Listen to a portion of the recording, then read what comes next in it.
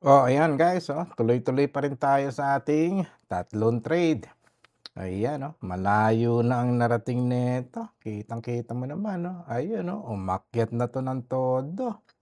Malapit nang matapos itong paglalakbay natin dito sa trade na ito, 'no. Ayan, tayong-tayo pa rin. Ayaw paawat, parang si Pacquiao ayaw tumigil mag-boxing kahit matanda na. Anyway, tingnan natin, kung yung sunod-sunod na video nito, kanina nandito lang ang presyo nito sa baba, 'no, andito lang 'yan, sa 4 to 70. Sabi natin kung magko-close siya dito, may pag-asa siyang, umangat, 'no, kung didikit siya dun sa linya na 'yan. Ngayon lumagpas pa siya, eto titignan natin itong pangalawang medyo critical itong sinundan na candle na ito, 'no. Kasi nandiyan yung presyo niya, 4,289, umabot na nga sa 4,290. Ang lapit na niya sa take profit natin na 4,327, 'no.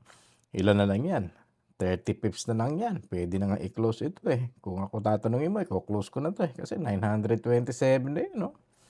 Pero konti pa kasi nga, well, ginawa kasi ng robot ito, 'no, algorithm niya ito. Kinuha niya ito do'n sa past data niya, in the last 2 years, 'no. So, maganda yung takbo ng trend, masyado na 'tong mataas. Hintay pa tayo, konti na lang, konting palo na lang 'to. Ang pinag-uusapan natin dito 30 to 40 pips na lang. Nanggaling siya rito kanina nasa 100 pips pa ang kulang niya, dito lang kaninang umaga, Okey, tingnan natin, abang-abang lang tayo.